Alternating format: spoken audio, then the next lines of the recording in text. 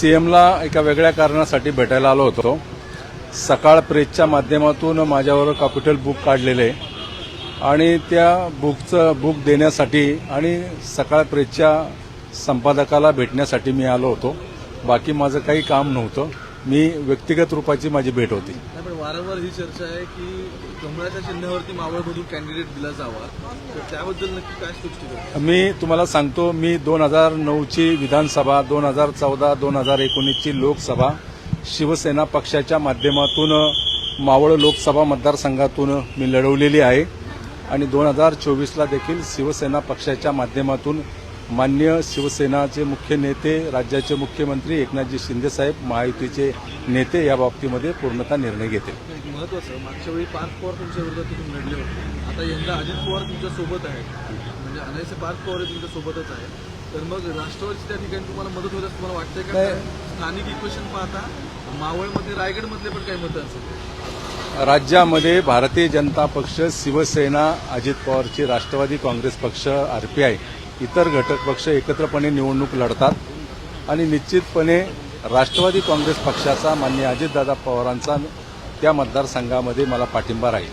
एक महत्वाचं की लोकसभेला सुद्धा आता यंदा असं होतं की महायुतीला सुद्धा मोठ्या प्रमाणात उमेदवार आहेत, वेगवेगळ्या ठिकाणी तडजोड सगळी सुरू आहे. अशा वेळी नाराजांची संख्या वाढायची शक्यता जास्त आहे.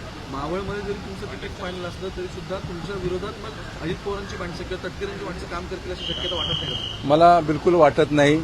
राज्यामध्ये महायुतीचे सगळे घटक पक्ष एकत्रपणे निवडणूक लढवतात आणि प्रत्येकाला प्रत्येक मतदारसंघामध्ये प्रत्येक पक्षाचा सहयोग पाहिजे, सहकार्य पाहिजे, पाठिंबा पाहिजे आणि त्या दृष्टिकोनातून प्रत्येक मतदारसंघामध्ये महायुतीतील घटक पक्षाचे सगळे एकत्रपणे काम करतील. सध्या काही सर्व्हेस समोर येतात, यामध्ये महायुतीच्या जागा काही ठिकाणी वाढलेल्या दाखवतात, काही ठिकाणी घटलेल्या दाखवतात.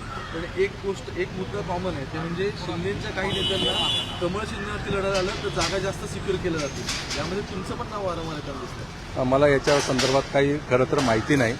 महायुतीच्या घटक पक्षाचे नेते ते सर्वस्वी निर्णय घेतील आणि तो निर्णय घेतल्यानंतर येत्या 2 दिवसामध्ये कदाचित सोमवारी ही लिस्ट फायनल होईल, तुमच्या पुढे येईल आणि त्यामध्ये चित्र स्पष्ट होईल.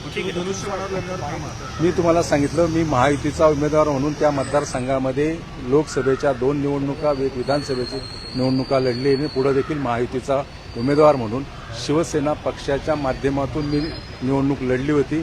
याही पुढे शिंदेच्या नेतृत्वाखालीच्या शिवसेनेच्या माध्यमातून निवडणुकीला सामोरं जाणार. मला काही माहिती नाही. वरिष्ठ नेते निर्णय घेतील यादीच्या बाबतीत.